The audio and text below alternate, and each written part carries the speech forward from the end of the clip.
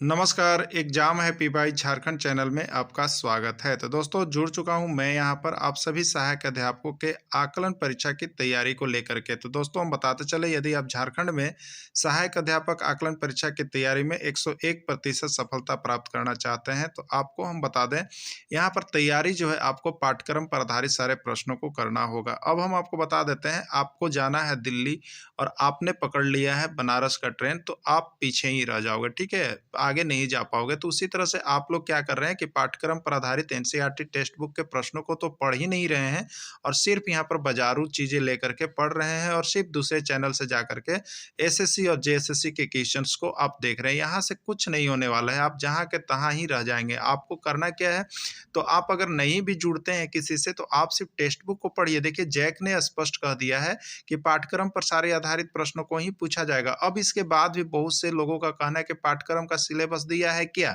तो पाठ्यक्रम का सिलेबस है, जैक की किताब बनी हुई है, जैक ने ही किताब को दिया है। तो आपको पाठ्यक्रम देखना है तो आप सही ट्रेन को पकड़ें, सही जगह पर जाएं और सही रणनीति में सही समय पर तैयारी करें, नहीं तो सब कुछ धरा के धरा रह जाएगा। तो आपको हम बता देते हैं यहाँ पर इस चैनल पर यदि आप जुड़ते हैं तो आपको सब कुछ मिल रहा है, वही जो जैक मॉडल पर आधारित है। तो आपको सिर्फ और सिर्फ 501 रुपए में जुड़ करके आप यहाँ पर सारे पाठ्यक्रम पर आधारित प्रश्नों को देख सकते हैं और जैक मॉडल पर आधारित प्रश्नों को देख सकते हैं, जो कि कहीं भी किसी भी और किसी भी चैनल पर यह उपस्थित नहीं है। अब आपकी बारी है कि आप क्या डिसाइड करते हैं। अगर डिसाइड करते हैं तो अभी हमारे मोबाइल नंबर पर संपर्क कीजिए और यहाँ पर जुड़ जाइए, जिससे कि आपको किसी भी प्रकार का धोखा ना हो और आप यहाँ पर आकलन परीक्षा में पास करके एक दिन अस्थायी शिक्षक बन सके। मुगल साम्राज्य का संस्थापक किसको माना जाता है? बाबर को, हुमायूं को, अकबर को या जहांगीर को? आपको बता दें यहाँ पर 1526 ईस्वी किसकी बात कर रहे हैं? 1526 ईस्वी में ये जो बाबर है, ठीक है, बाबर जो है यहाँ पर जो दिल्ली सल्तनत के शासक हो गए। यहाँ पर जो आपको हमने बताया था लोधी वंश ना, लोधी वंश का शासक इब्राहिम लोधी, लास्ट जो था इब्राहिम लोधी। तो बाबर और इब्राहिम लोधी के बीच 1526 ईस्वी में पानीपत का प्रथम युद्ध हुआ था और इस पानीपत का प्रथम युद्ध में बाबर ने इब्राहिम लोधी को पूरी तरह से हराया और हराने के बाद जो है वहां से दिल्ली सल्तनत की समाप्ति हुई और एक नया वंश का साम्राज्य यहाँ पर स्थापित किया बाबर ने, जिसको मुगल साम्राज्य कहते हैं। तो इसी मुगल साम्राज्य का संस्थापक बाबर को ही माना जाता है। तो इसका राइट आंसर ये हो जाएगा, ठीक है, राइट आंसर ये हो जाएगा। बाबर का मूल नाम क्या था? मुगल बाबर, जैनुद्दीन मोहम्मद बाबर, नसरुद्दीन बाबर या सभी? तो देखिए ये भी प्रश्न आपका 1001 बार पूछा गया है कि बाबर का मूल नाम क्या था। तो बाबर का जो मूल नाम था, देखिए वो जहीरुद्दीन मोहम्मद बाबर के नाम से बाबर को पुकारा जाता है, मूल नाम उसका हुआ, ठीक है, लेकिन ऐसे हम लोग बाबरशिप कहते हैं। बाबर ने कौन कौन युद्ध किया? पानीपत का प्रथम युद्ध, खानवा का युद्ध, चंदेरी का युद्ध, घाघरा का युद्ध या सभी? तो आपको बता दें, देखिए युद्ध सेक्शन ऐसा है जहां से एक न एक प्रश्न आपको हमेशा छपेगा और युद्ध सेक्शन के लिए आपको हमने सारा ट्रिक बना दिया है। आप युद्ध को देखना चाहते हो, सारा युद्ध को हमने ट्रिक से बताया है। तो आप हिस्ट्री सेक्शन के अंतर्गत हमसे जुड़ जाइएगा, जिसमें हिस्ट्री का पूरा जो है यहाँ पर ट्रिकी वाइज आपको सारा नोट्स दे दिया जाएगा। तो इसका हम अभी प्रश्न के बाद इसका देखिए हम यहाँ पर आपको ट्रिक भी देने वाले हैं। तो आप वीडियो के अंत तक जब जुड़े हुए रहिएगा तो आपको ट्रिक भी मिल जाएगा सारा युद्ध का, इसमें जो मुगल साम्राज्य का युद्ध किया गया था, ठीक है, सभी का। तो वो आप देखने के लिए जुड़े हुए रहिएगा, बने हुए रहिएगा। तो बाबर ने कौन कौन युद्ध किया था? इसका राइट आंसर हो जाएगा सभी ना। पानीपत का प्रथम युद्ध कब हुआ? 1526, 1527, 1528 या कोई नहीं? तो पानीपत का प्रथम युद्ध जो है आपका 1526 ईस्वी में हुआ था। खानवा का युद्ध कब हुआ? 1526, 1527, 1528 या 1529? तो 1527 ईस्वी में हो जाएगा। चंदेरी का युद्ध कब हुआ? 1526, 1527, 1528 या 1529? तो चंदेरी का युद्ध हुआ देखिए आपका 1528 ईस्वी में। कब हुआ था? 1528 ईस्वी में। घाघरा का युद्ध कब हुआ? 1526, 1527, 1528 या 1529? तो घाघरा का जो युद्ध हुआ वो 1529 ईस्वी में हुआ। देखिए यहाँ पर हमने एक फार्मूला आपको ट्रिक बना दिया है कि बाबर द्वारा कौन कौन युद्ध किया गया है, महत्वपूर्ण युद्ध को कैसे आप याद रखिएगा। तो देखिए एक बार एक पान के दुकान पर खड़े थे, ठीक है, उसका नाम था, जो पान खा रहा था वो बाबर। क्या नाम था? बाबर। तो बाबर को एक दोस्त ने कहा, अरे बाबर पान खो और चल घर, ठीक है, क्या कहा? पान खो और चल घर। तो यह पर जो है पूरा बाबर के युद्ध का जीवनी आपको याद हो जाएगा। कहाँ पर? बाबर पान खो और चल घर। तो देखिए यही चीज लिखा हुआ है, बाबर ना, क्या लिखा हुआ है? पान खा चल घर। पान से हो गया देखिए पानीपत का प्रथम युद्ध, खा से देखिए हो गया खानवा का युद्ध, और चल में च से चंदेरी का युद्ध, और घर में घ से घाघरा के युद्ध हो गया। समझ गए? यह 4 गो युद्ध देखिए बाबर किया था। पान खा चल घर से याद रख लीजिएगा, यह 4 गो युद्ध बाबर किया था, ठीक है। पानीपत का प्रथम युद्ध, खानवा का युद्ध, चंदेरी का युद्ध और घाघरा का युद्ध। समझ गए? अब देखिए ये कब कब हुआ इहो याद कर लीजिए ना, इहो आता है। तो देखिए 1526 से स्टार्ट कीजिएगा ना, तो 1526 ईस्वी में पानीपत का युद्ध, फिर 27 ईस्वी में खानवा का युद्ध, फिर 28 ईस्वी में चंदेरी का युद्ध, और फिर 29 में घाघरा का युद्ध। देख लिए। तो ऐसे ही वाला सारा एकदम ट्रिक याद कर लीजिएगा। 26 पान खो और चल घर, अरे बाबर पान खा के चल घर, ये कह रहे हैं, ठीक है। तो इससे याद हो गया। अब देखिए एक चीज और याद रखिएगा कि बाबर सब युद्ध में जीता है। ये जितना युद्ध हुआ बाबर पानीपत का युद्ध हुआ उसमें भी बाबर का जीत, खानवा के युद्ध में बाबर जीता, चंदेरी के युद्ध, घाघरा के सब युद्ध में बाबर विजयी रहा। तो कभी पूछता है कि पानीपत के युद्ध में विजयी कौन रहा, खानवा के युद्ध में विजयी कौन रहा, चंदेरी के युद्ध में विजयी कौन रहा, घाघरा के युद्ध में विजयी कौन रहा। तो और सब में मारिए ना बाबर, सब में मार दीजिएगा, ठीक है। बाबर ने अपनी आत्मकथा लिखा है बाबरनामा, अकबरनामा, जहांपना या रेहला में, किस में लिखा है?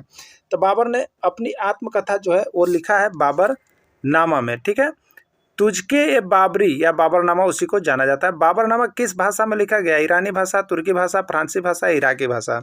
तो बाबर देखिए तुर्क का था और तुर्की भाषा में लिखा गया है, तुर्क का रंग तुर्की भाषा में लिखा गया है, ठीक है। बाबर किस शैली का जन्मदाता था? तो बाबर ने एक शैली का जन्म दिया जिसको क्या कहते हैं, मुबैयान नामक पद शैली, मूवी पद शैली, लाइव पद शैली या कोई नहीं। तो बाबर ने जिस पद शैली का जन्मदाता माना जाता है उसको हम लोग कहते हैं मुबैयन पद शैली। क्या कहते हैं उसको? मुबैयन पद शैली का कहा जाता है, ठीक है।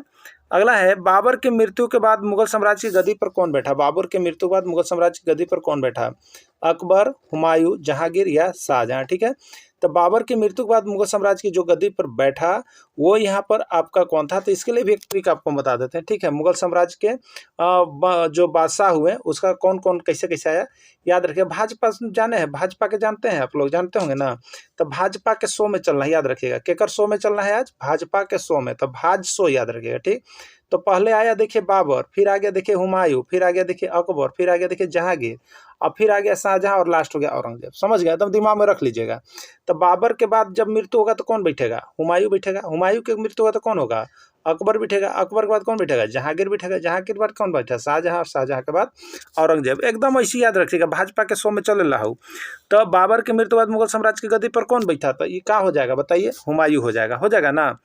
मुगल साम्राज्य का ऐसा एकमात्र शासक कौन था जिसने अपने भाइयों में साम्राज्य का बंटवारा किया? देखिए मुगल साम्राज्य में कोई ऐसा बादशाह नहीं हुआ था जो अपने भाइयों के बीच में संपत्ति को बांटा था। सिर्फ यहाँ पर हुमायूं एक ऐसा बादशाह था जो बहुत ही दयालु था, और दयालु होने के कारण जो है अपने भाइयों के बीच साम्राज्य का बंटवारा कर दिया था, और उसकी हार का भी यही कारण बना था। समझ गए? तो वो कौन था? हुमायूं था, ठीक है। चलिए, हुमायूं का असफलता का सबसे बड़ा कारण क्या था? तो अभी ये बता दिए, भाई के बीच साम्राज्य का बंटवारा करना हुमायूं की असफलता का देखिए सबसे बड़ा कारण था ना। अगला प्रश्न है चौसा का युद्ध किनके किनके बीच हुआ? ठीक है, देखिए तो हुमायूं का ज़्यादा युद्ध जो हुआ है वो शेरशाह के बीच हुआ है। किसके बीच हुआ है? शेरशाह के बीच ही हुआ है, और शेरशाह के डर से ये जो भाग गया था। समझ गए? तो शेरशाह और बाबर के बीच, शेरशाह और हुमायूं के बीच, शेरशाह और अकबर के बीच, या कोई नहीं। तो चौसा का युद्ध हुआ किसके बीच बताइए? तो शेरशाह और हुमायूं के बीच होगा ना। हुमायूं अभी चल रहा है तो शेरशाह हुमायूं के साथ लड़ेगा। चौसा का युद्ध हुआ में किसका जीत हुआ? तो देखिए से हुमायूं दोनों बार हारा, बाबर सब में जीता लेकिन हुमायूं सब में हारा। ठीक है, तो यहाँ हारा तो कौन हारा? तो चौसा का युद्ध, कनौज का युद्ध, ये सब हुमायूं और शेरशाह के बीच में न हुआ, तो कौन हारा बताइए? तो हुमायूं हार गया, हुमायूं हारा, यही ना हारा। और जीत किसका हुआ? तो शेरशाह का हुआ। तो यहाँ पूछा जीत किसका हुआ? तो शेरशाह का। हार किसका हुआ? तो हुमायूं का। चौसा का युद्ध कब हुआ? तो देखिए एक और ट्रिक बता दे रहे हैं, युद्ध वाला सब ट्रिक हम आपको दे देंगे, बस लास्ट तक बनल रहिएगा। ठीक है, 1536, 1537, 1539 या 1540। तो यहाँ पर चौसा का युद्ध जो हो गया वो आपका 1539 ईस्वी में हो गया। ठीक है, 1539 ईस्वी। बिलग्राम या कनौज का युद्ध कब हुआ? 1539, 1540, 1541, 1542। तो बिलग्राम या कनौज का जो युद्ध हुआ ना वो 1540 ईस्वी में हुआ। ठीक है, हुमायूं युद्ध में हारने के बाद किस ओर भागा? देखिए 2 बार जो है हुमायूं जो है शेरशाह से हार गया तो अब डर गया था, डर के वो भागा। कहाँ भागा? ईरान की ओर, इराक की ओर, कुवैत की ओर, कहीं नहीं ना भाग गया था। कहाँ भागा? ईरान की ओर भागा। ठीक है, अब देखिए हुमायूं की मृत्यु कैसे हुई? घोड़े से गिरने के कारण, दिलपना नगर से, या पुस्तकालय की सीढ़ी गिरने के कारण, या कोई कारण, किसके कारण? तो देखिए हुमायूं जो था ना वो बहुत जो था नमाज पढ़ता था, तो नमाज का समय हो गया था और वो बैठा था शेरमंडल पुस्तकालय में, बैठा हुआ था, पुस्तक पढ़ रहा था। एक बैगे जब नमाज के हॉर्न बजा ना तो वो उतरने लगा बका के, और पैर सीढ़ी में फंसा और वहीं से गिर गया। गिरने के बाद उसका मृत्यु हो गया। तो वही चीज कहल जाता है पुस्तकालय के, शेरमंडल पुस्तकालय के सीढ़ी से गिरने के कारण हो गया था हुमायूं की मृत्यु। ठीक है, अब देखिएगा यहाँ पर यहाँ लिखा हुआ है 1556 इसमें दिलपना नामक इमारत की पुस्तकालय की सीढ़ियों से गिरने से उसकी मृत्यु हो गई थी। हुमायूं द्वारा की देखो क्या कौन कौन युद्ध किया गया है, देख लीजिए। हुमायूं चौक से लिख दिया था शेरशाह, बताइए, बहुत ही विद्वान था हुमायूं। कैसे? चौक से लिखा शेरशाह ना, तो हुमायूं चौक से लिखा। चौ से देखिए चौसा का युद्ध 1539 ईस्वी, और क से देखिए कनौज का युद्ध 1540 ईस्वी, ठीक है। और हुमायूं और शेरशाह लिखल है, तो देखिए ये युद्धवा जो हुआ था हुमायूं और शेरशाह के बीच हुआ था, यही चीज है, हुमायूं और शेरशाह के बीच हुआ। और शेरशाह इतना बलिष्ठ था कि शेरशाह हर बार हुमायूं को हराया, ये हर बार हारा, दोनों बार, चौसा के युद्ध में भी हारा और कनौज के युद्ध में भी हारा। तो शेरशाह दोनों में विजयी रहा और हारा तो भागा के ने ईरान की ओर भाग गया, ठीक है। तो लिखा हुआ है हुमायूं को दोनों युद्ध में हार का सामना करना पड़ा। दोनों युद्ध हुमायूं और शेरशाह के बीच हुआ था और शेरशाह दोनों युद्ध में विजयी हुआ था। हुमायूं के बाद मुगल साम्राज्य का शासक कौन बना था? आपको तो बता ही दिए हैं, ट्रिक बताए हैं ना, भाजपा के रैली में चलना है। जब मुगल साम्राज्य पढ़ना है तो भाजपा के रैली में चलिएगा, तब पता चलेगा मुगल साम्राज्य। तो बाबर, हुमायूं के बाद क्या बैठेगा? तो देखिए अकबर आ रहा है नाम ना, तो अकबर कौन बैठेगा? अकबर बैठेगा, ठीक है। तो अकबर हो गया। अकबर कितने वर्ष की अवस्था में राजगद्दी पर बैठा? 12 वर्ष, 13 वर्ष, 14 वर्ष या 15 वर्ष, ठीक है। तो अकबर 13 वर्ष की अवस्था में राजगद्दी पर बैठा। अपने पिता हुमायूं के मृत्यु के समय अकबर कहाँ रह रहा था, ठीक है। जब पिता का मृत्यु हुआ था हुमायूं के, तो कहाँ रह रहा था अकबर, ठीक है। पंजाब के कलनौर में, हरियाणा के भटिंडा में, गुजरात के गांधीनगर में, या कोई नहीं। तो देखिए उस समय जो यहाँ पर हुमायूं की मृत्यु के समय अकबर जो था वो कहाँ रह रहा था? तो पंजाब के कलनौर नामक स्थान में रह रहा था। अकबर का संरक्षक कौन हुआ? आमिर खुसरो, अब्दुल रहीम खान रहीम या बैरम खां? तो अकबर का सेनापति जो है बैरम खां अकबर का संरक्षक बना था। पानीपत का द्वितीय युद्ध कब हुआ? 1526, 56, 1576 या 1578? तो पानीपत का देखिए प्रथम युद्ध हुआ 1526 और दूसरा युद्ध हो गया 1556, ठीक है, 1556।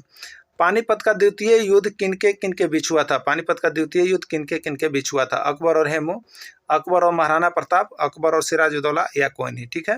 तो पानीपत का द्वितीय युद्ध जो था वो आपका किसके बीच हुआ?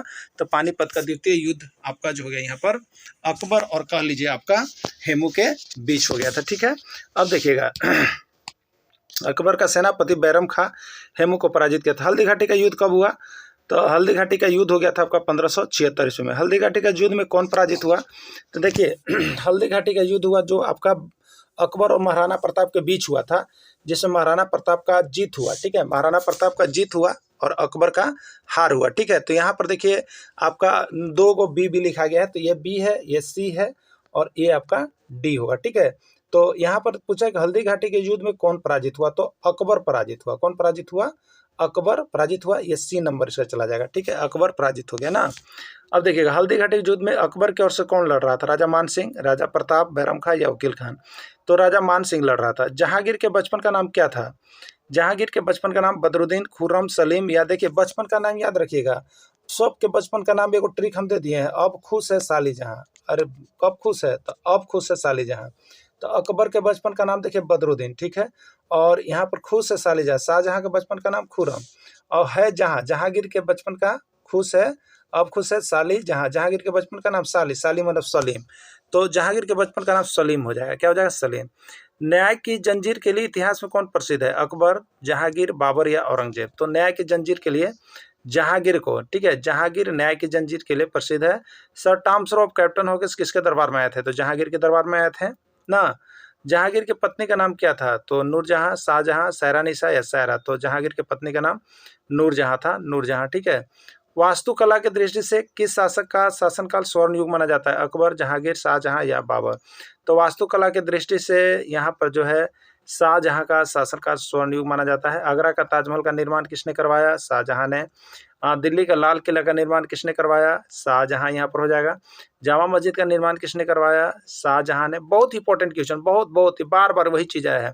मुगल शासक का अंतिम प्राक्रमिक शासक कौन था? औरंगजेब, शाहजहां, जहांगीर या बाबर? तो मुगल साम्राज्य का अंतिम प्राक्रमिक शासक जो होगा वो आपका है यहाँ पर औरंगजेब। आपको हमने भाज सो भी लिखवा दिया। जिंदा पीर के नाम से किसको जाना जाता है? औरंगजेब को जाना जाता है।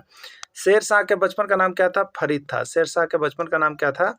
तो देखिए शेर शाह के बचपन को फरीद के नाम से बुलाया जाता था। इसको याद रख ले, क्योंकि बचपन का नाम जो है एक आता ही आता है, आप लोग याद रखिए। शेर खां के नाम से किसको जाना जाता है? अकबर को, जहांगीर को, शाहजहां को, औरंगजेब को? तो शेर खां के नाम से किसको जाना जाता है? तो शेर खां के नाम से यहाँ पर जो जाना जाता है वो शेर शाह को जाना जाता है, लेकिन इसमें ऑप्शन कहीं नहीं है, ठीक है।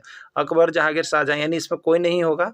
तो शेर शाह को ही शेर खां के नाम से जाना जाता है, क्योंकि दक्षिण बिहार के सूबेदार बहार खान लोहानी ने उससे एक शेर के आक्रमण से रक्षा करने के उपलक्ष्य में शेर खां की उपाधि मिला था। शेर खां की उपाधि शेर शाह को ही मिला है। शेर खां का पहला संघर्ष किसके साथ हुआ था? अकबर, बाबर, हुमायूं या कोई नहीं। तो देखिए शेर खां का लड़ाई जो है हमेशा हुमायूं के साथ चलता रहता था, इसलिए पहला संघर्ष जो है हुमायूं के साथ ही हुआ था। वो चुनार के किले पर कब्जा को लेकर के उसका हुमायूं के साथ पहला संघर्ष हुआ था। शेरशाह का मकबरा कहाँ स्थित है? दिल्ली, जयपुर, सासाराम या कोई नहीं। तो शेरशाह का मकबरा बिहार के सासाराम में स्थित है। शेरशाह का मकबरा सासाराम बिहार में स्थित है। Grand trunk road, GT road का निर्माण किसने करवाया? शेरशाह, बाबर, औरंगजेब या किसने? तो शेरशाह, ग्रैंड ट्रैंक रोड का नाम शेरशाह ने करवाया है। जीटी रोड बार बार प्रश्न पूछा गया है, ठीक है। शेरशाह या शेर खान?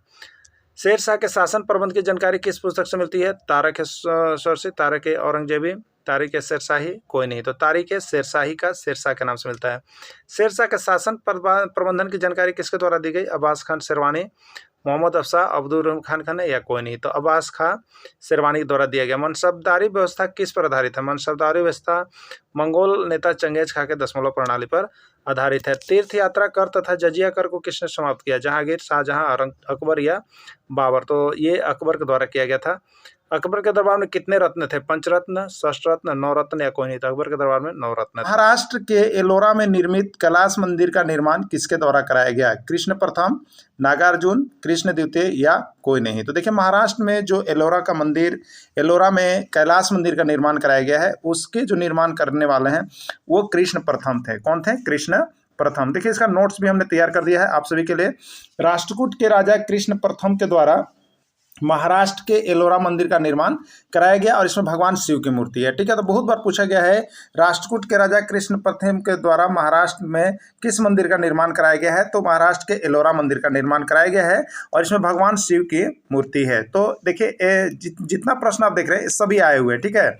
एलिफेंटा की गुफा किसके द्वारा निर्मित कराया गया है? एलिफेंटा की गुफा किसके द्वारा निर्मित कराया गया है? ठीक है, राष्ट्रकूटों के द्वारा, चंदेलों के द्वारा, पल्लवों के द्वारा या कोई नहीं। तो देखिए अजंता और एलिफेंटा, ठीक है, अजंता और यहाँ पर दूसरी बात कर लीजिए एलोरा ना, एलोरा और एलिफेंटा का जो है राष्ट्रकूटों के द्वारा यहाँ पर निर्माण कराया गया है। तो इसका राइट आंसर होगा राष्ट्रकूट। लिंगराज मंदिर कहाँ है? बहुत बार 1,00,000 बार ये प्रश्न पूछ दिया गया, आपको बता दें लिंगराज मंदिर कहाँ है? भुवनेश्वर, उड़ीसा, बिहार, पश्चिम बंगाल या उत्तर प्रदेश। तो लिंगराज मंदिर कहाँ है? तो भुवनेश्वर में है, उड़ीसा में है। देखिए लिंगराज मंदिर का निर्माण 1100 ईस्वी में गंग शासक के द्वारा कराया गया था, ठीक है। कौन शासक? गंग शासकों के द्वारा करवाया गया है। कोणार्क का सूर्य मंदिर कहाँ स्थित है? उड़ीसा, पश्चिम बंगाल, बिहार या उत्तर प्रदेश। ये भी प्रश्न 1001 बार पूछ दिया गया है, आपके परीक्षा में हो सके आ जाए। इसलिए आप सभी हिस्ट्री सेक्शन के अंतर्गत जो भी तैयारी कर रहे हैं आप यहाँ से नोट्स लेना नहीं भुलाएंगे, क्योंकि कम प्रश्न में अधिक प्रश्न यहाँ से आपके एग्जाम में भिड़ेंगे ही भिड़ेंगे, इसमें कोई शक नहीं है। तो आप अभी कभी जरूर नोट्स और पीडीएफ सारे जो है हिस्ट्री के बन के तैयार है आप परचेज करेंगे। कोणार्क का सूर्य मंदिर कहाँ स्थित है? उड़ीसा, पश्चिम बंगाल, बिहार या उत्तर प्रदेश। तो कोणार्क का जो सूर्य मंदिर है वो आपका उड़ीसा में स्थित है। चलिए देखेंगे, इसका नोट्स बनाया हुआ है। इस मंदिर का निर्माण नरसिंह देव प्रथम 1238 से 1264 द्वारा कराया गया था। यह मंदिर भगवान सूर्य को समर्पित है और इसमें 7 घोड़ों द्वारा रथ खींचते हुए दिखाया गया है। दिलवाड़ा का जैन मंदिर कहाँ स्थित है? उड़ीसा, उत्तर प्रदेश, राजस्थान का माउंट आबू या कोई नहीं। यह भी प्रश्न बहुत बार पूछा गया है, जो कि देखिए आपके टेक्स्ट बुक से ही निकल रहा है। तो सारे प्रश्न टेक्स्ट बुक से ही आने वाले हैं, बस आवश्यकता है टेक्स्ट बुक को पढ़ने की। बाकी किसी प्रैक्टिस सेट को ना देखें, अन्यथा आपका समय भी चला जाएगा और रिजल्ट भी खराब होने वाला है, ठीक है। इसलिए टेक्स्ट बुक को अवश्य देखें। दिलवाड़ा का जैन मंदिर कहाँ स्थित है? राइट आंसर हो जाएगा राजस्थान के माउंट आबू में स्थित है। देखिए यहाँ पर नोट्स दिया हुआ है। राजस्थान के माउंट आबू में स्थित दिलवाड़ा का जैन मंदिर का निर्माण सोलंकी शासकों द्वारा 11वीं से 13वीं शताब्दी में करवाया गया था। यह मंदिर सफेद संगमरमर से निर्मित है, ठीक है। दिलवाड़ा का मंदिर माउंट आबू राजस्थान में है और यह सफेद संगमरमर से निर्मित है। राज राजेश्वर मंदिर कहाँ स्थित है? तिमल, तमिलनाडु, बिहार या उड़ीसा। तो राज राजेश्वर मंदिर तमिलनाडु में आपका स्थित है। राज राजेश्वर मंदिर को ही बृहदेश्वर मंदिर का कहा दर्जा दिया गया है, कहा जाता है। और राज राजेश्वर मंदिर का निर्माण किसने करवाया? तो राजराज प्रथम ने, राजराज द्वितीय ने, राजराज तृतीय कोई नहीं। तो राजराज प्रथम ने इस मंदिर का निर्माण कराया है। तो देखिए राजराजेश्वर मंदिर तमिलनाडु के तंजौर में स्थित है और इसका निर्माण चोल शासक राजा राज प्रथम ने करवाया था। इसे बृहदेश्वर मंदिर भी कहा जाता है और यह मंदिर भगवान शिव को समर्पित है। विजय स्तंभ कहाँ स्थित है? चित्तौड़गढ़, मेहरौली, बिहार या कोई नहीं। तो विजय स्तंभ कहाँ स्थित है? चित्तौड़गढ़, मेहरौली या बिहार। तो विजय स्तंभ जो है आपका स्थित है चित्तौड़गढ़। ठीक है, कहाँ स्थित है? चित्तौड़गढ़। विजय स्तंभ चित्तौड़गढ़ राजस्थान में स्थित है, जिसको मेवाड़ शासक राणा कुंभा ने बनवाया था। कुतुब मीनार का निर्माण कार्य किसने प्रारंभ किया? देखिए, कुतुब मीनार दो शासकों के द्वारा किया गया, एक शासक ने पूरा नहीं कर पाया था। तो कुतुब मीनार का निर्माण कार्य प्रारंभ किसी और ने करवाया और उसका पूरा जो है कार्य किसी और के शासन में हुआ। तो कुतुब मीनार का निर्माण कार्य किसने प्रारंभ किया था? तो कुतुबुद्दीन ऐबक, इल्तुतमिश, बलबन या फिरोज खिलजी। तो कुतुब मीनार का निर्माण कार्य का प्रारंभ कुतुबुद्दीन ऐबक ने किया था। ठीक है, कुतुबुद्दीन ऐबक ने किया था। और कुतुब मीनार का निर्माण कार्य किसने पूरा किया? कुतुबुद्दीन ऐबक, इल्तुतमिश, बलबन या फिरोज खिलजी। तो कुतुब मीनार का निर्माण जो है कार्य का प्रारंभ कुतुबुद्दीन ऐबक के द्वारा किया गया, लेकिन इसका जो कहिएगा निर्माण कार्य पूरा किसके द्वारा किया गया? तो इल्तुतमिश के द्वारा किया गया। ठीक है, तो देखिए यहाँ पर लिखा हुआ है, नोट्स आप सभी के लिए जरूर परचेज कीजिए। कुतुब मीनार का निर्माण कुतुबुद्दीन ऐबक ने चिश्ती सूफी संत ख्वाजा कुतुबुद्दीन बख्तियार काकी की स्मृति में शुरू कराया, लेकिन उसका निधन हो गया और उसके निधन के बाद इल्तुतमिश गद्दी बैठा और उसी ने इस कार्य को पूरा किया। कुव्वत उल इस्लाम मस्जिद का निर्माण किसके द्वारा किया गया? बलबन, इल्तुतमिश, कुतुबुद्दीन ऐबक और कोई नहीं। बहुत ही MBBI क्वेश्चन है। कुव्वत उल इस्लाम मस्जिद बहुत बार आ गया है और इसका राइट आंसर है देखिए कुतुबुद्दीन ऐबक। कौन है? कुतुबुद्दीन ऐबक। अलाई दरवाजा का निर्माण किसके द्वारा करवाया गया? देखिए, जेटेट में भी आया हुआ था और आपको लग रहा था कि कहाँ से आया है, आपकी किताब का ही है। अलाई दरवाजा का निर्माण किसके द्वारा करवाया गया? कुतुबुद्दीन ऐबक, अलाउद्दीन खिलजी, इल्तुतमिश या बलबन। तो अलाई दरवाजा का निर्माण जो कराया गया वो देखिए आपका अलाउद्दीन खिलजी के द्वारा करवाया गया है। बलबन का मकबरा कहाँ स्थित है? दिल्ली, राजस्थान, तमिलनाडु या कानपुर। तो बलबन का मकबरा जो है वो बलबन का मकबरा आपका दिल्ली में स्थित है। कहाँ पर स्थित है? दिल्ली में। बलबन का मकबरा दिल्ली में स्थित है, जिसको बलबन के द्वारा खुद बनवाया गया था। भारत में मकबरा शैली का जन्मदाता माना जाता है किसको? मकबरा शैली का जन्मदाता किसको माना जाता है? कुतुबुद्दीन ऐबक, इल्तुतमिश, बलबन या खिजर खां। तो भारत में मकबरा शैली का जो जन्मदाता माना जाता है वो आपको इल्तुतमिश को माना जाता है। किसको माना जाता है? इल्तुतमिश को मकबरा शैली का जन्मदाता माना जाता है। गोल गुंबद कहाँ स्थित है? 1001 बार प्रश्न आया है कि गोल गुंबद कहाँ स्थित है? कर्नाटक में, तमिलनाडु में, आंध्र प्रदेश में या उत्तर प्रदेश में। ठीक है, तो गोल गुंबद जो आपका स्थित है वो देखिए बीजापुर में है और बीजापुर किस जगह पड़ता है? कर्नाटक में पड़ता है। ठीक है, तो गोल गुंबद बहुत बार आप सिर्फ देखिएगा बीजापुर दिया हुआ रहेगा, तो बीजापुर अगर दिया हुआ तो बीजापुर मारिएगा। बीजापुर अगर स्थान का नाम नहीं दिया हुआ है, अगर यहाँ पर राज्य का नाम दिया हुआ है तो वो कर्नाटक में देना है। किस में देना है? कर्नाटक में है। हुमायूं का मकबरा कहाँ स्थित है? आगरा में, दिल्ली में, तमिलनाडु में या उड़ीसा में। ठीक है, तो हुमायूं का मकबरा जो है आपका दिल्ली में स्थित है। कहाँ पर स्थित है? दिल्ली में। हुमायूं का मकबरा किसने बनवाया? हमीदा बानो बेगम, रुखसाना बेगम, हफजाना बानो बेगम, कोई नहीं। तो हमीदा बानो बेगम ने हुमायूं का मकबरा बनाया। हुमायूं का मकबरा भारत का पहला मकबरा है जो दोहरी गुंबद का है। इसे ताजमहल का पूर्वगामी भी कहा जाता है। इस मकबरे में पहली बार 4 बाग पत्ती का प्रयोग किया गया है। हुमायूं का मकबरा में 4 बाग पत्ती का प्रयोग किया गया है।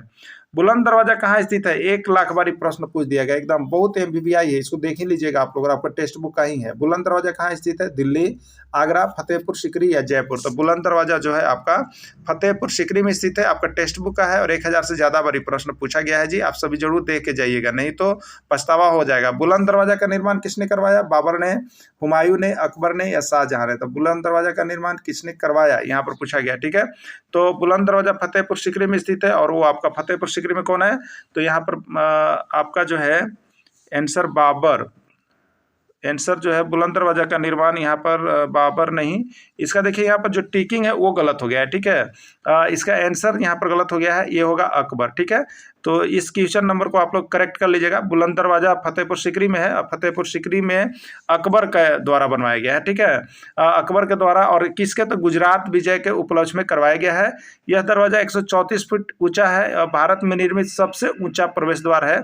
इसके निर्माण में लाल एवं बलुआ पत्थर का प्रयोग किया गया है। ठीक है, तो यहाँ पर आंसर शीट को आप लोग करेक्ट कर लीजिएगा। ये जो है यहाँ पर गलत हो गया है, ये ए नहीं होगा, यहाँ पर क्या होगा? आपका सी आंसर होगा। आप सभी करेक्ट कर लीजिएगा। ठीक है, चलिए अगला है, अगला प्रश्न है, दिल्ली में लाल किला का निर्माण किसने किया? अकबर, जहांगीर, शाहजहां या बाबर, ठीक है।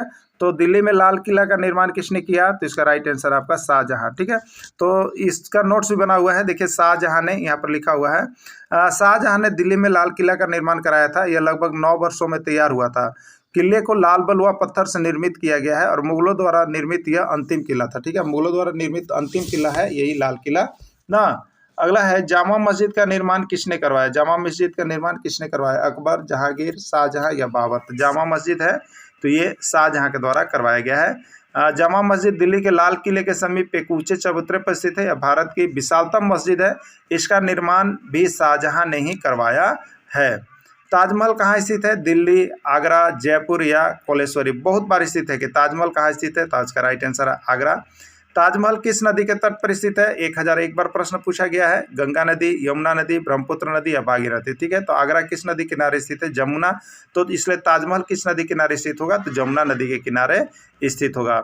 विश्व के 7 आश्चर्यों में से एक किसको माना जाता है? ताजमहल को, लाल किला को, मोती मस्जिद को या गोल गुंबज को? तो विश्व के 7 आश्चर्यों में से एक आश्चर्य माना जाता है ताजमहल को। किसको माना जाता है? ताजमहल को।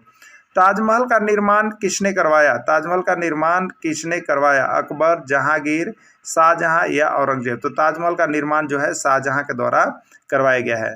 ताजमहल का निर्माण किसकी यादगार में करवाया गया है? अकबर, बीरबल, मुमताज महल या मोहम्मद गिरी? तो इसका राइट आंसर हो जाएगा मुमताज महल की याद में करवाया गया है। ताजमहल का निर्माण शाहजहां ने अपनी प्रिय पत्नी मुमताज महल की स्मृति में करवाया था। ताजमहल का निर्माण 1631 ईस्वी में प्रारंभ हुआ तथा 1653 ईस्वी में समाप्त हुआ, अर्थात 22 वर्षों में यह बन करके तैयार हुआ था। ताजमहल का प्रमुख स्थापत्यकार कौन था? उस्ताद बिबेकबल, उस्ताद शरीफ खान, उस्ताद अहमद लौरी या कोई नहीं? तो ताजमहल का प्रमुख स्थापत्यकार जो था वो था आपका उस्ताद अहमद लौरी। यानी चोल शासकों की राजधानी कहाँ थी? जो चोल शासक थे उनकी राजधानी कहाँ थी आपको बतलाना है। ये सब प्रश्न आपको नहीं मिलने वाला है प्रैक्टिस सेट में, ठीक है। आपको सब किताब का ही पूछने वाला है। कामरान, तंजावुर, विदेह या वैशाली? चोल शासकों की राजधानी कहाँ थी? तो इसका राइट आंसर हो जाएगा तंजावुर। जो चोल शासक थे वो उन्होंने अपना राजधानी जो है वो तंजावुर को बनाए हुए थे। प्रसिद्ध राजराजेश्वर मंदिर को किसने बनाया ना? प्रसिद्ध राजराजेश्वर मंदिर को किसने बनाया, जिसको बृहदेश्वर मंदिर के नाम से हम लोग जानते हैं ना? इसके पहले वाले चैप्टर में आपको बता भी दिया गया है। तो क्या है? कुजरमलन, राजराम पेरुथचन, लाहौर अस्तमद, लाहौर लोहरी या कोई नहीं? देखिए राजराजेश्वर मंदिर को जो बनाया गया है वो कुंजरमलन राजराज पेरुथन की तरफ से बनाया गया है, ठीक है। इसी ने बनवाए थे। सुप्रसिद्ध सूफी संत ख्वाजा मुइनुद्दीन चिश्ती का मजार कहाँ स्थित है? सुप्रसिद्ध सूफी संत ख्वाजा मुइनुद्दीन चिश्ती का मजार कहाँ है? अजमेर, जयपुर, नागपुर या ईरान? कहाँ पर है, ठीक है। तो देखिए सुप्रसिद्ध सूफी ख्वाजा मुइनुद्दीन चिश्ती का जो मजार है वो दरगाह जो है वो आपका अजमेर में है, जहाँ पर बहुत लोग जाते भी हैं। तो ये अजमेर है। बहुत बार आया हुआ प्रश्न है ये मुइनुद्दीन चिश्ती का मजार। आपको 1001 से ज़्यादा बार पूछ दिया गया और आपको किताब का ही है। सभी लगभग राज्यों में परीक्षा में पूछे गए हैं 6 to 8 के। तो हो सके कि आपके व्याकरण परीक्षा में आ जाए, आप सभी अवश्य देख लीजिएगा, ठीक है।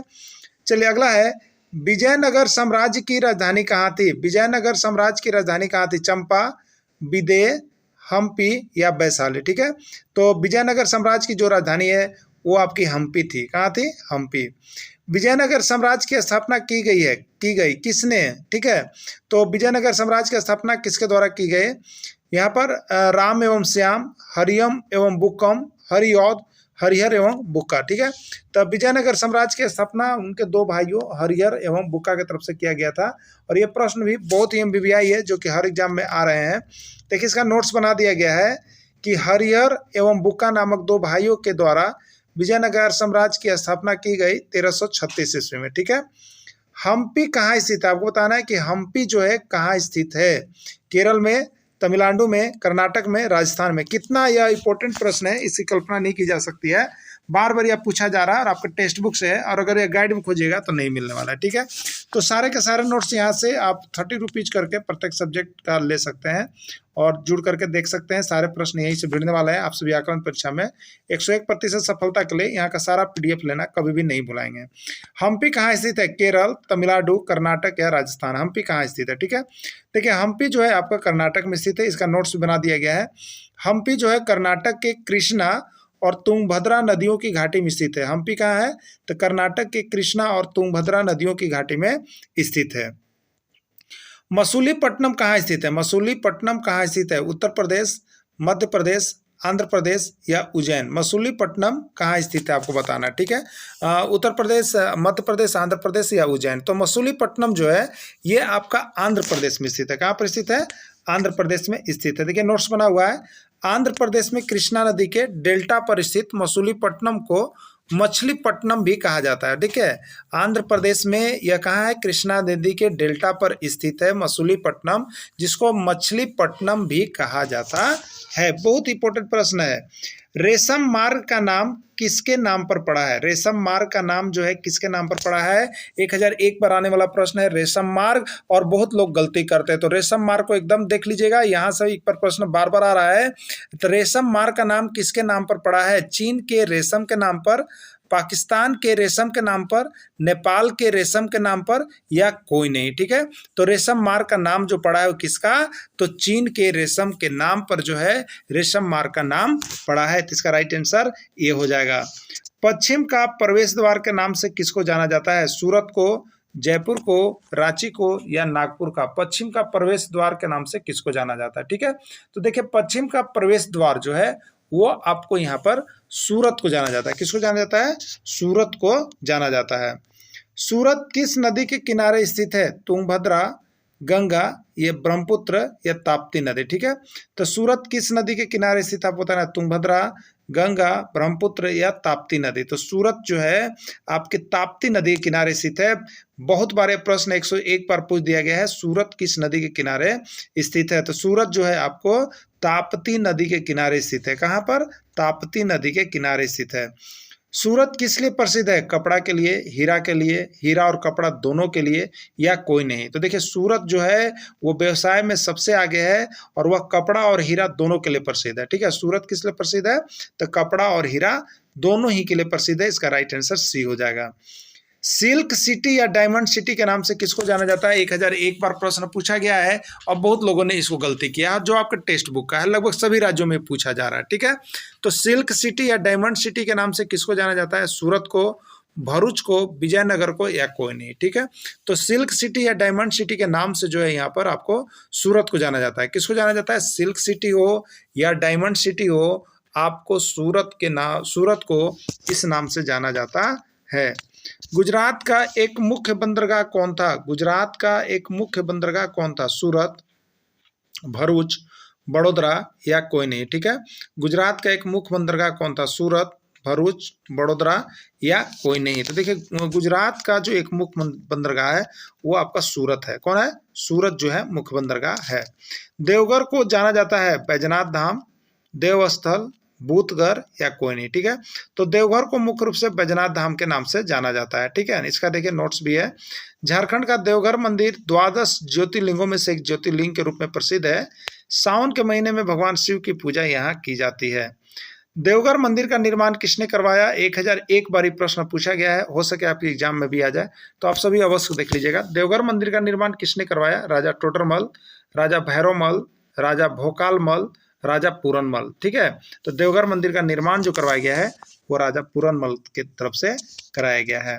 भारत एवं चीन के साथ व्यापार किस मार्ग के द्वारा होता है? एकदम याद रखिएगा, भारत और चीन के बीच जो व्यापार होता है किस मार्ग से होता है, यानी उस मार्ग का नाम क्या है? लौह मार्ग, वायु मार्ग, रेशम मार्ग या कोई नहीं है? तो भारत और चीन के साथ जो व्यापार होता है उस मार्ग का नाम है देखिए रेशम मार्ग। बहुत ही इंपॉर्टेंट क्वेश्चन, बहुत बार आया हुआ है कहीं के निवास स्थान को क्या कहा जाता है? वाज का, खान का, नान का या वज का, ठीक है। क्या कहा जाता है? तो देखिए सूफी संत के निवास स्थान को जो है खानकाह कहा जाता है। क्या कहा जाता है? खानकाह के नाम से जाना जाता है। शिव भक्तों को क्या कहा जाता है? देखिए यहाँ जो सूफी संत है वो दो संप्रदायों में बढ़ जाते हैं, शिव भक्त और वैष्णव भक्त बढ़ जाते हैं। तो शिव भक्तों को क्या कहा जाता है? पूछा है, बहुत बार आया वो प्रश्न है। नैनार, अलवार, परिवाल या कोई नहीं?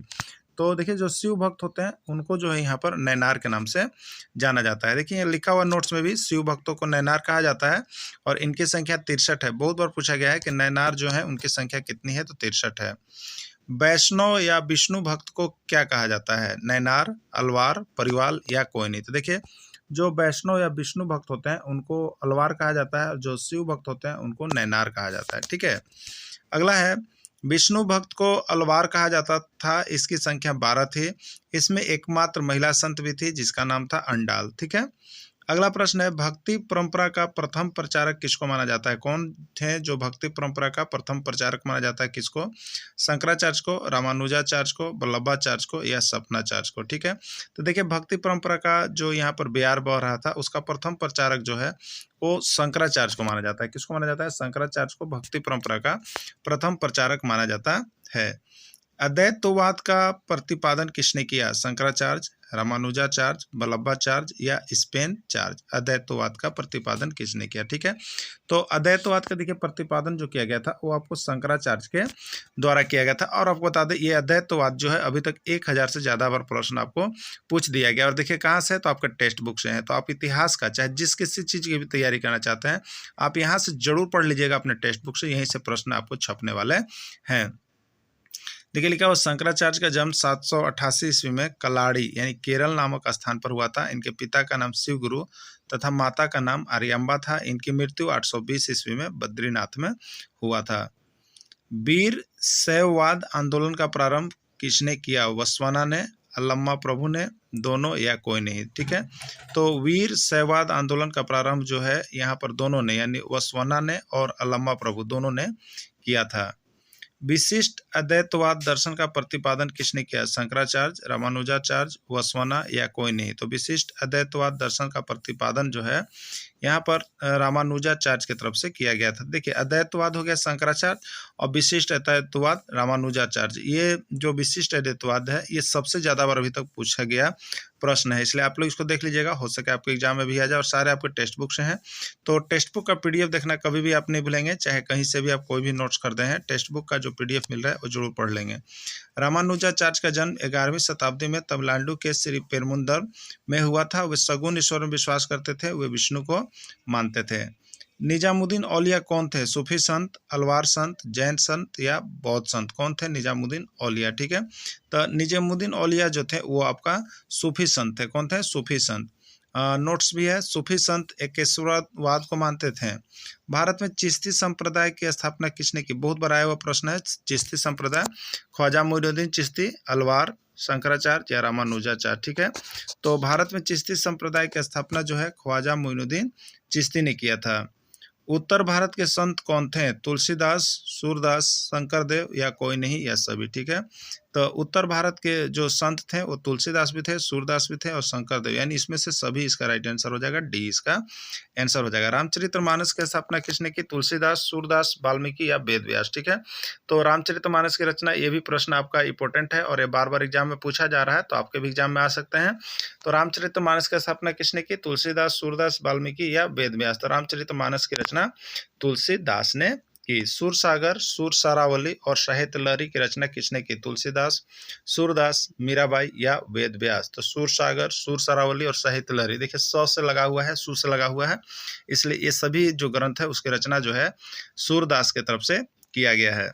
किसके तरफ से किया गया है? सूरदास के तरफ से किया गया है, क्योंकि देखिए जितना भी सूर वाली चीजें लगी रहती है ना वो उसी में आता है, वो सूरदास में ही चला जाता है। अगला है मीराबाई का जन्म कहाँ हुआ? राजस्थान, बंगाल, झारखंड या तमिलनाडु? तो राइट आंसर राजस्थान। मीराबाई का जन्म राजस्थान के मेड़ता जिले के कुदवी ग्राम में हुआ था।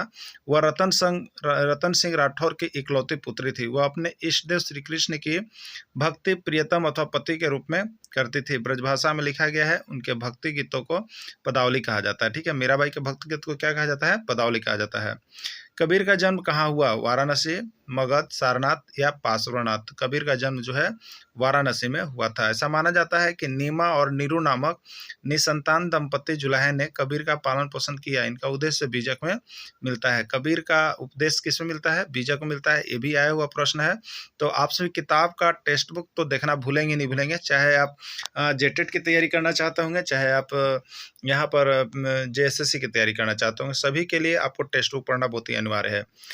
गुरु नानक का जन्म कहाँ हुआ था? भटिंडा, तलवंडी, सारथ या वनखेता? तो ये भी प्रश्न आपका पूछा गया है कि गुरु नानक का जन्म कहाँ हुआ था, तो ये तलवंडी इसका राइट आंसर हो जाएगा। इसका नोट्स है, गुरु नानक का जन्म 1469 ईस्वी में तलवंडी यानी वर्तमान जो है वो कहाँ है, ननकाना साहिब पाकिस्तान में है ना, में हुआ था। सिखों के द्वारा सामूहिक भोजन व्यवस्था को क्या कहा जाता है? सिख लोग एक सामूहिक भोजन व्यवस्था करते उसको क्या कहते हैं? बंगर, दंगल, लंगर या पंदर क्या कहते थे? सिखों के द्वारा जो सामूहिक भोजन व्यवस्था किया जाता है उसको हम लोग यहाँ पर देखिए लंगर के नाम से जानते हैं। क्या कहते हैं? लंगर, लंगर चलता है, ठीक है।